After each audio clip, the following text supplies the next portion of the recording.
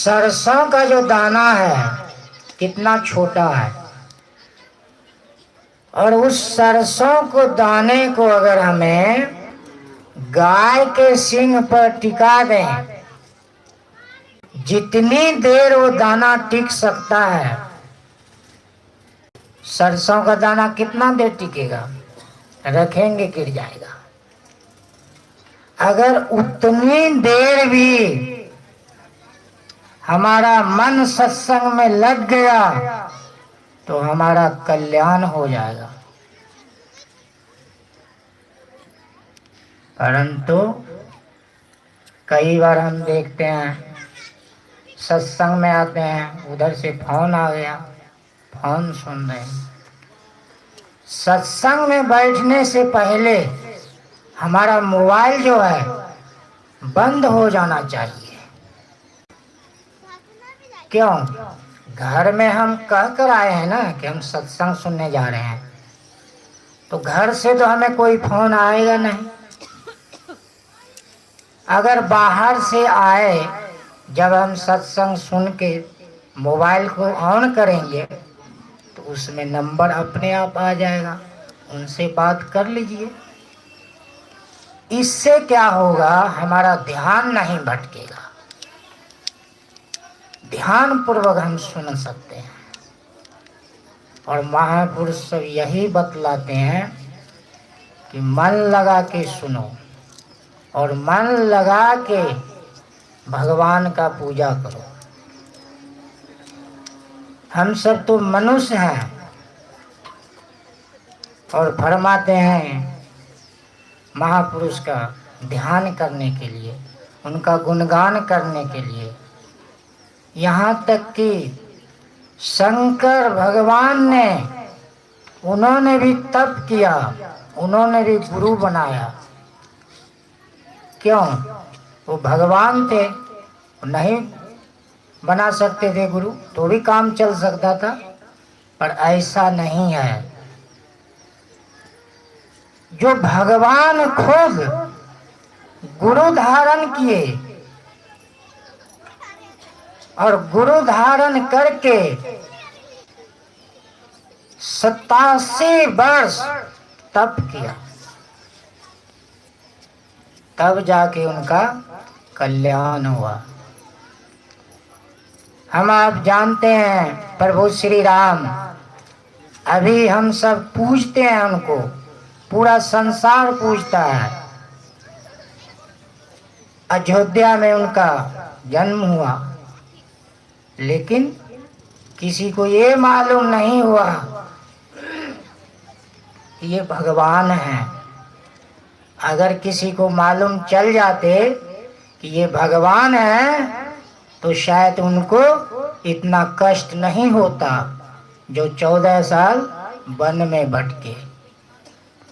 इसी प्रकार से हम सब हैं। हम सब भक्ति भजन करके भगवान तो नहीं बन सकते हैं, पर उनके आधार पे चल सकते हैं। अभी परमपिता परमेश्वर शरीर में नहीं है, उनकी तस्वीर को लोग पूजते हैं। क्यों पूजते हैं? परमात्मा में लीन हो गए,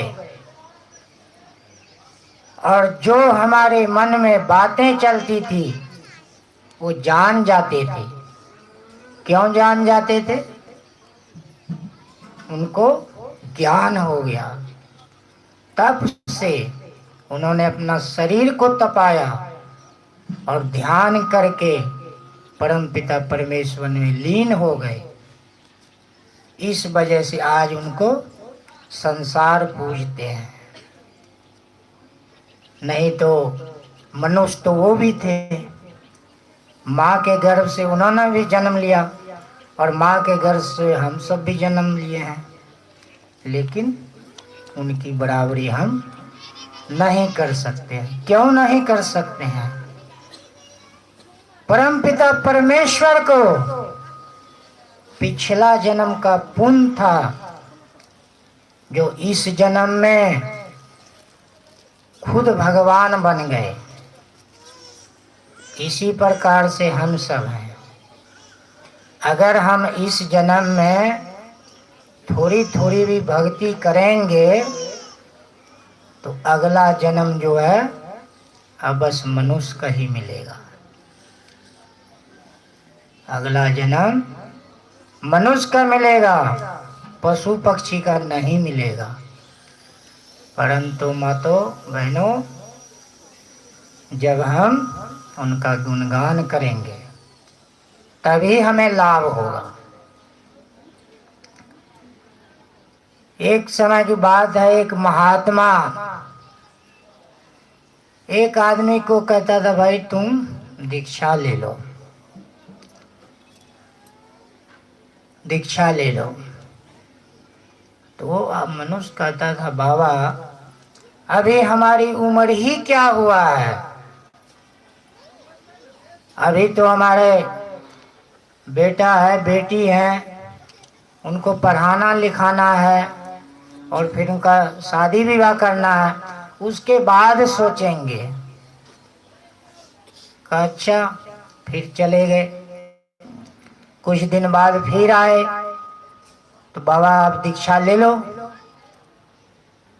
तो नहीं महाराज जी, अभी तो हमारे पोता पोतियाँ छोटे छोटे हैं, इनको अभी पढ़ाना लिखाना देखभाल करना है, कोई देखभाल करने वाला नहीं है।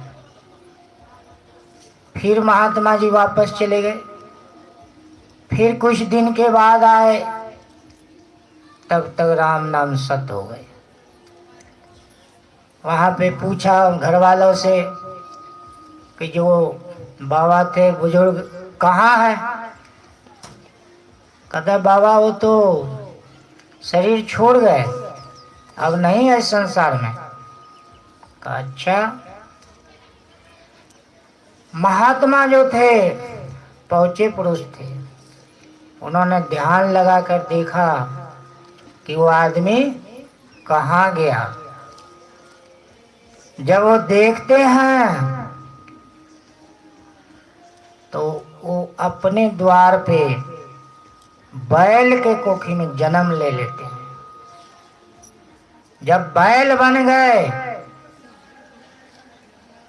तो जब हल में चलने के योग हो गए, पहले अभी भी कहीं कहीं है, पहले काफी जो थे हल से ही खेती होती थी, अब उसको हल में जोड़ दिया।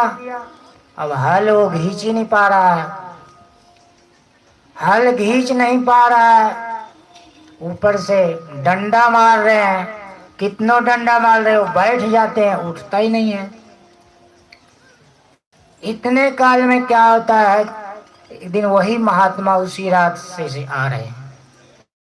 जब उसी रात से आ रहे हैं तो उन्होंने देखा ये तो वही है जिनको हम कहते थे दीक्षा ले लो, और ये इन्होंने दीक्षा नहीं लिया और बाल बच्चे के मुंह में फंसा रहा, आज ये बैल बन गया। तो महात्मा जी उसको जाकर कहते हैं कि देखो बेटा, तुम क्यों इस बैल को मार रहे हो। तो क्या करें बाबा, देखिए इसका शरीर कितना ताकतवर है, कितना मोटा है और खाता भी बहुत है, परंतु ये हल में चल ही नहीं रहा है। तब वो महात्मा उसको कहते हैं, देखो बेटा ये तुम्हारा दादाजी हैं, उनका पोता जो था वो हल चला रहा था, ये तुम्हारा दादाजी हैं, इनको मत मारो। उस बच्चे को दिमाग में आ गया कि सही बोल रहा है। जब हम छोटे थे तो एक महात्मा आता था हमारे दादा को, कहता था दीक्षा ले लो, और हमारा दादा टार बाटार करता था। हो ना हो ये वही महात्मा है। तब बैल के कान में महात्मा कहते, देखो तुम्हें मैंने कितना समझाया कि दीक्षा ले लो, पर आप नहीं माने। जब भी हम आते थे तो आप टाल बटाल कर देते थे। आज अब दुख भोगना पड़ रहा है, और ये दुख इस जन्म में तुम्हें भोगना ही पड़ेगा। तो इससे अच्छा है तुम्हारा पीछा छूटने वाला नहीं है, जो काम है वो करो। जब इस शरीर से निकल जाओगे तो फिर हो सके परम पिता परमेश्वर का कृपा हो जाए तो मनुष्य का शरीर मिलेगा, परंतु मिलने वाला नहीं है। क्यों? तो आपने भक्ति भजन नहीं की, भक्ति भजन नहीं किया, और अब बैल के जोनी में आ गए हो। अब क्या तुम भक्ति भजन करोगे? जब उस पोते को पता चला कि ये हमारा दादाजी हैं, तो उनको हल जोतना छोड़ दिया। घर में ही रखता था, खिलाता पिलाता था, रहता था। कुछ दिन के बाद शरीर छूट गए, शरीर छूट गए, फिर वो मनुष्य का तन नहीं मिला। क्यों नहीं मिला? तो भक्ति भजन नहीं किए। तो इसीलिए महापुरुष सब समझाते हैं, हम सबको मनुष्य का तन मिला है, शरीर मिला है, किस लिए? भक्ति भजन करने के लिए। जब हम माँ के गर्भ में रहते हैं तो उल्टा लटका रहते हैं, बड़ी कष्ट होता है, बहुत पीड़ा होता है, और तब हम परम पिता परमेश्वर को याद करते हैं कि हे प्रभु हमें इस नरक से निकालो। तो तब ईश्वर कहते हैं तुम्हें निकाल तो दूंगा, तुम क्या करोगे वहां जाकर संसार में? प्रभु मैं आपकी भक्ति करूंगा। तब जाके भगवान उनको जन्म देता है, और जैसे जन्म हुआ वैसे वाह वाह करने लग जाता है, बच्चा रोने लग जाता है, रोने लग जाता है, कहता अब कहाँ, अब कहाँ। इस संसार में 100% में 5% बच्चा जो होता है संस्कारी होता है। और वो भी संस्कारी कैसे होते हैं? जब बच्चा जन्म लेता है तो माता पिता उनके बर्थडे मनाते हैं हर एक साल, और बर्थडे में अधिकतर लोग डीजे लगाते हैं, शराब लाते हैं, मांस मछली बनाते हैं, खूब खाते हैं, खूब पीते हैं, और फिर जो उनकी अतिथिगण आते हैं उनसे आशीर्वाद लेते हैं। अब जो हम शराब पी के किसी बच्चे को आशीर्वाद देंगे तो बच्चा का चाल चलन कैसा होगा? वैसे होगा ना।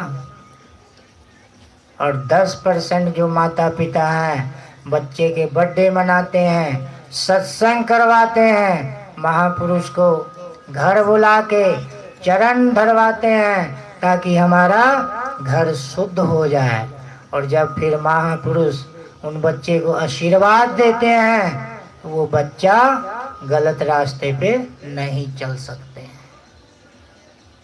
तो हम सब बच्चे की भविष्य माता पिता खराब करते हैं।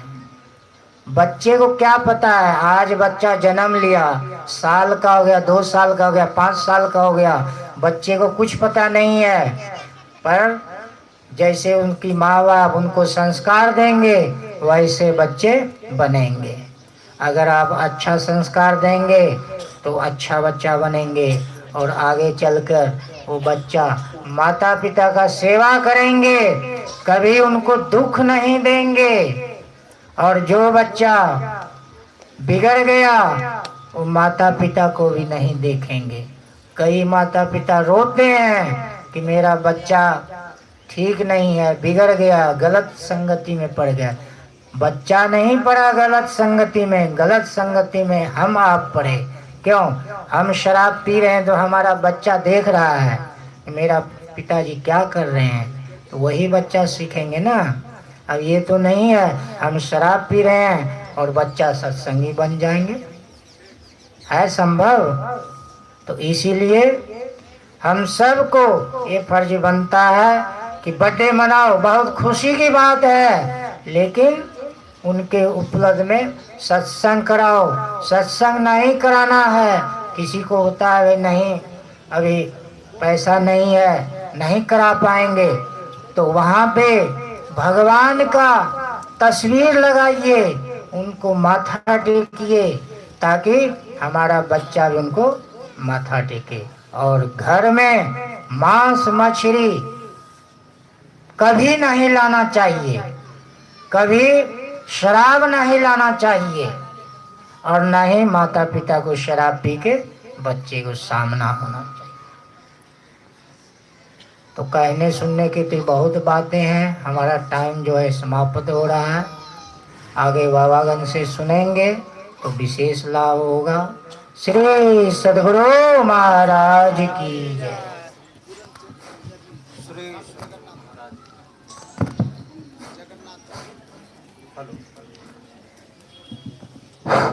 श्री सद्गुरु महाराज की जय। आवाज में कमजोरी हो रही है, एक बार सबों से करबद्ध प्रार्थना है कि दोनों हाथ उठाकर गुरुदेव की जय जयकार करें। बोलिए श्री सद्गुरु महाराज की जय, श्री सद्गुरु महाराज की जय, श्री सद्गुरु महाराज की जय। अब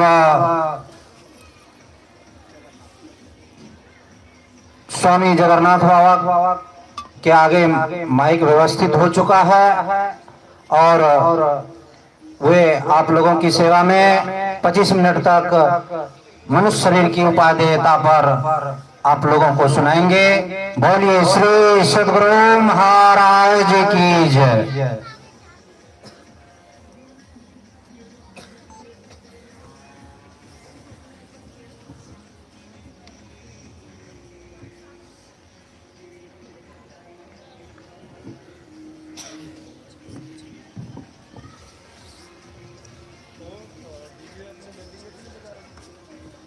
एक बार हम लोग बुलंदशहर में परमाराध्य आराध्य देव जी की जय ध्वनि करें। श्री सद्गुरु महाराज की जय। वंदो गुरुपद कंज कृपा सिंधु नर रूप हरि महामोहतम पुंज जासु वचन